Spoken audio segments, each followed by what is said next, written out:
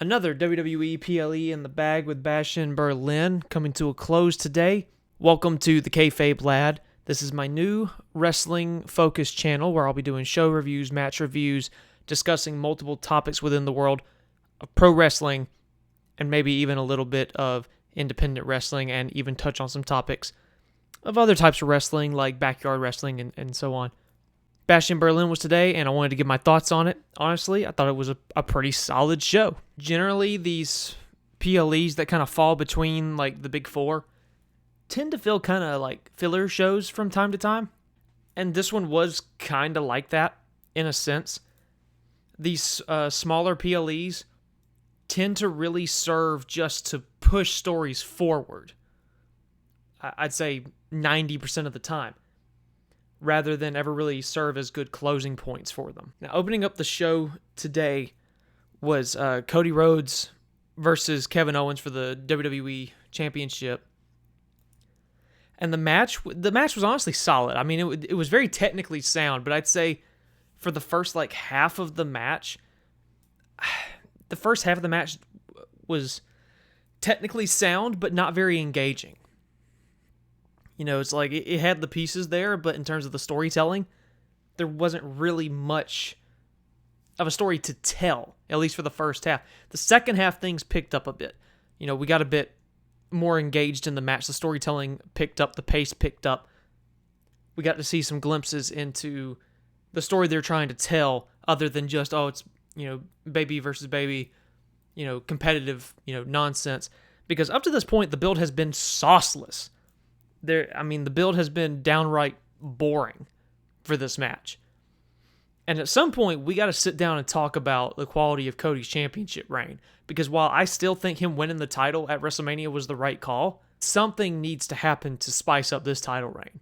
Because it just feels like everything he does in between bloodline business is filler and doesn't matter at all. And part of that is Triple H's tendency to really want to drag stories out, which I understand, and generally it's a pretty good call, and he's made some really good decisions, but not everything needs to be dragged out. Not everything needs to go on for months at a time. Sometimes you can give an instant payoff. But I digress. Again, the second half of the match really picked up for me.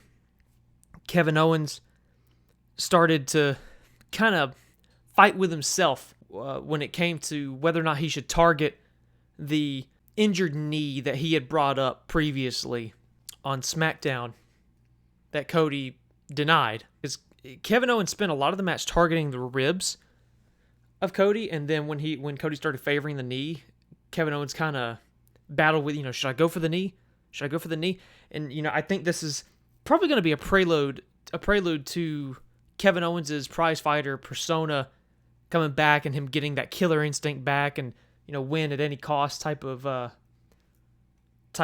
you know, character that he used to be, that made all of us fall in love with Kevin Owens in the first place. But all in all, I think the match was fine.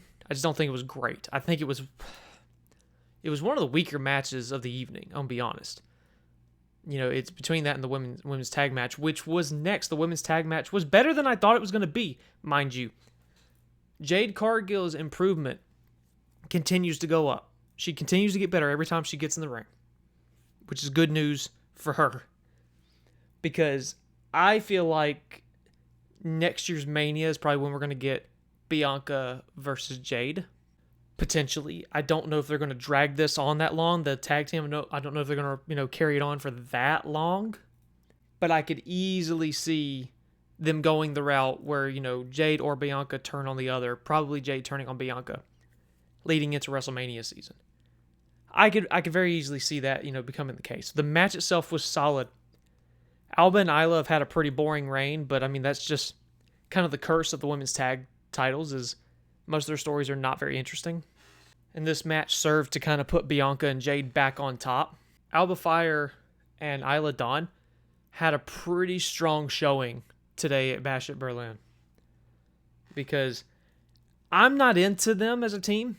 I think their work is, you know, serviceable. I don't think it's bad by any means. There's far worse people and even worse teams on the roster. But I think today they kind of stood above what they've shown thus far. I think they, too, are showing great signs of improvement with some very interesting offense. The women's title match, if I had to give Cody versus Kevin a ranking and the women's tag title match a ranking, I'd give Cody versus Kevin, I don't know, maybe a 6.5 out of 10.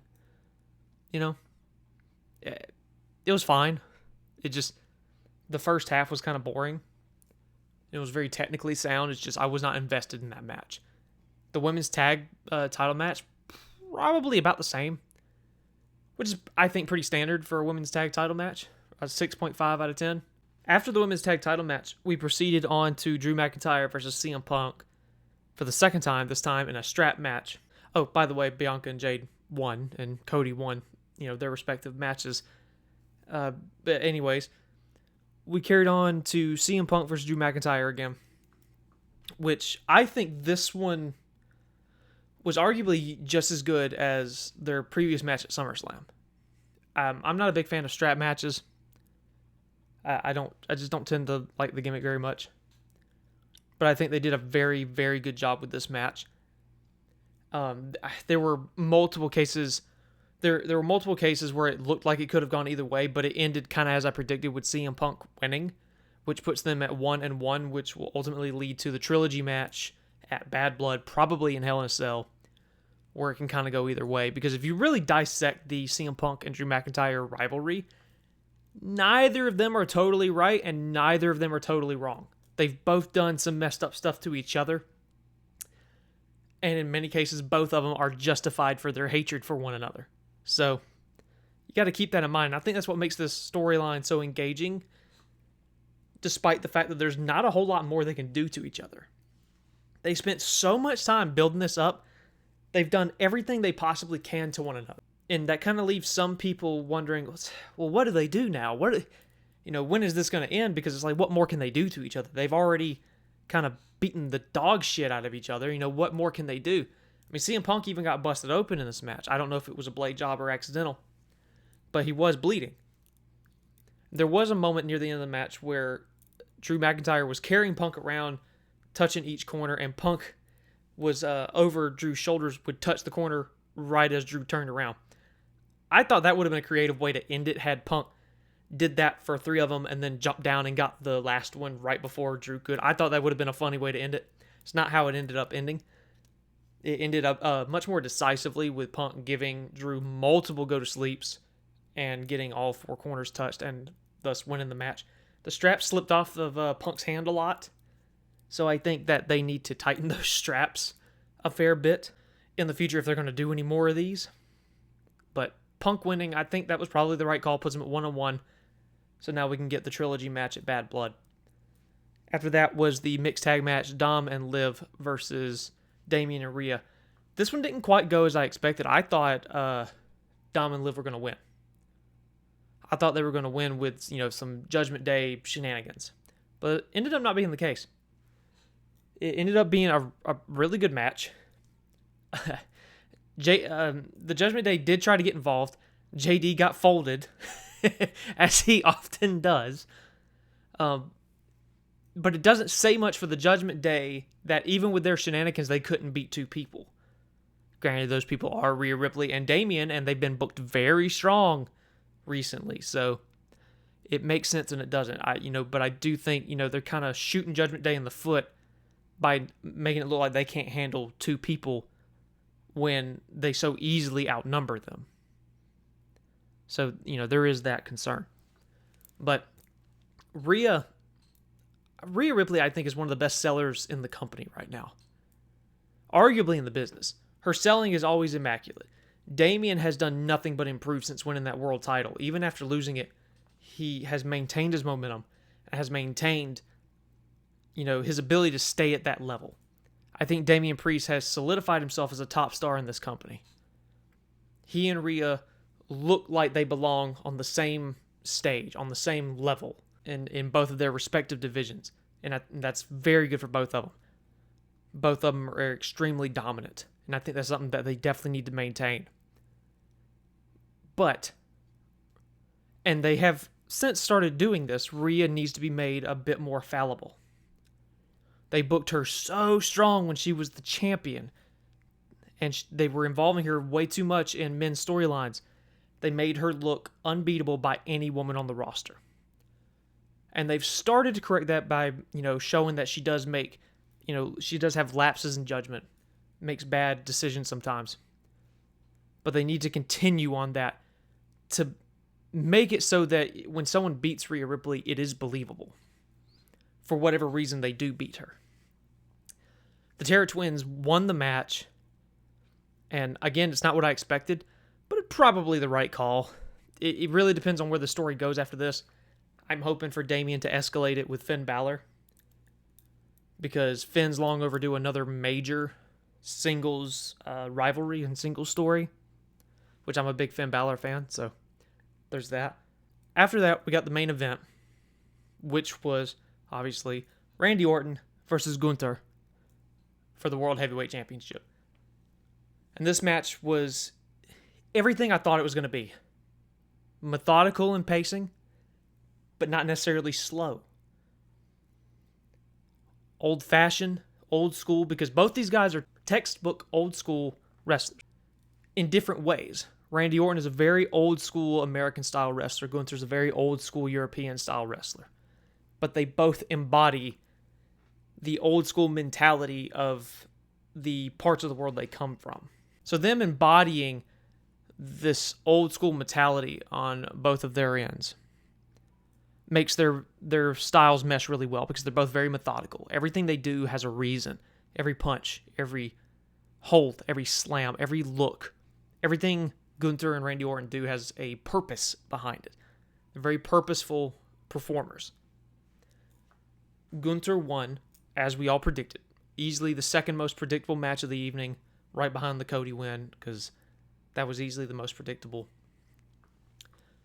Gunther wins, retains the title. Randy Orton looked very strong in this match. Kept targeting Gunther's shoulder, which made Gunther have to adapt stylistically, because he wasn't able to put some of the power that he normally does behind some of his strikes, his clotheslines. Had trouble getting Randy up for the powerbomb, which made Gunther have to adapt. It was very well done in-ring storytelling. Randy Orton showed why he's one of the best to ever do it, why he's a bona fide future Hall of Famer, and Gunther showed exactly why he's the future of this company and this industry. Arguably, you could argue that he's the now, he's the present. But I think he's going to be around for a while, so he's also the future. Gunther targeting the neck and the back a lot of Randy Orton, which makes sense. That's something I think is going to be a theme anytime Randy faces a heel. Is that's going to be a target, because of the surgically repaired back and neck of Randy Orton. One thing I appreciate about this match is Michael Cole kept pointing out the referee letting a lot slide in this match. And he did it a few times, because they kind of got away with a lot. But I like this call by Michael Cole, because what it does is it reminds people, and it really kind of solidifies and lays in the fact that, the referees are the ultimate authority within that ring when a match is going on. As long as there's no special, no DQ stipulation, obviously. So kind of nailing home that the referees letting a lot of this slide shows that it's really the referee's discretion on how these things go. So it gives a sense of importance to the referee's job, other than to just count 3 and to pretend to count to 10 when they're on the outside of the ring. I do think he was letting things slide a little bit too much, but Michael Cole making those calls, I think, puts it in a realm of forgiveness that he was letting all of that slide. So that was very, very mindful and smart of Michael Cole to do. Again, Gunther winning, which we all knew was going to happen. What I didn't expect to happen was the show of respect at the end of the match. Gunther extending his hand to shake hands with Randy Orton and show that respect to Randy Orton, which, coming from a guy like Gunther, who has said previously that, he wasn't the biggest fan of WWE growing up and getting into wrestling. He was much more interested in the Japanese style and other styles around the world.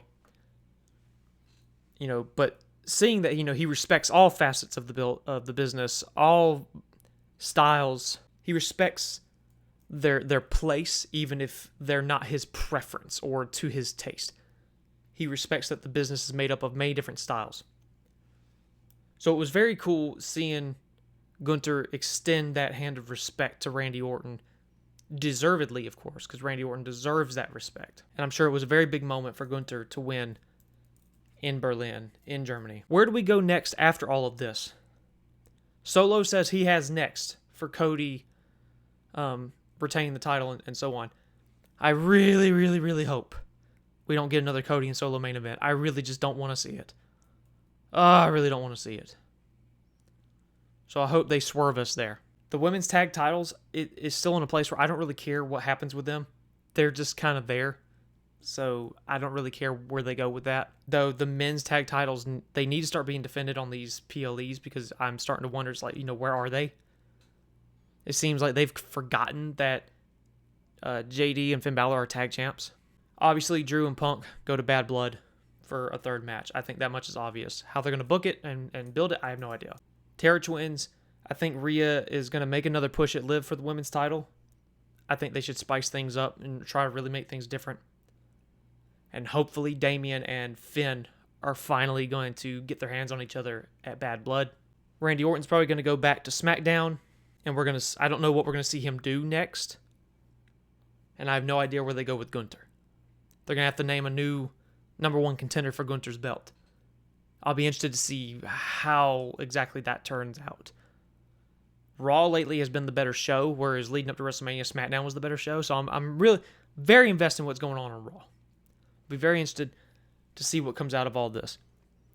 Thank you guys for tuning in and hearing my thoughts on the show. I'd love to know your thoughts. Leave it in the comments.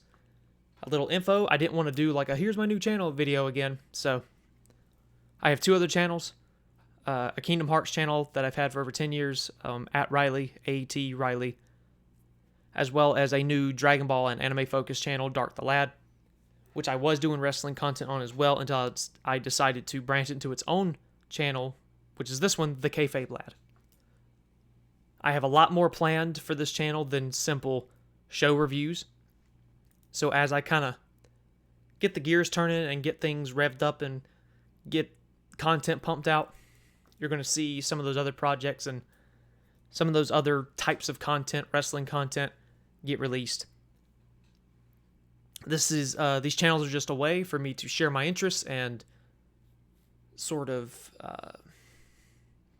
express my interests with multiple people that I wouldn't have any other way to meet or talk to or hear the opinions of. So, of course, again, leave in the comments what you thought of the show. Where do you think these storylines are going? And did you like did you like the show at all? I'm sure there's going to be some people who just didn't like it. But anyways, don't forget to subscribe and hit the like button if you enjoyed this video and want more show reviews as PLEs come out. I'm hoping to do one for Bad Blood as well. I will hopefully also regularly have guests on this channel. Some will be, all of them are acquaintances or friends of mine, but some of them will be close friends. Some of them will be people who have worked in the indies. Some of them will be people that I've worked a lot with in terms of wrestling and wrestling content in the past. So be on the lookout for that. Thank you guys so much, and I'll see you in the next video.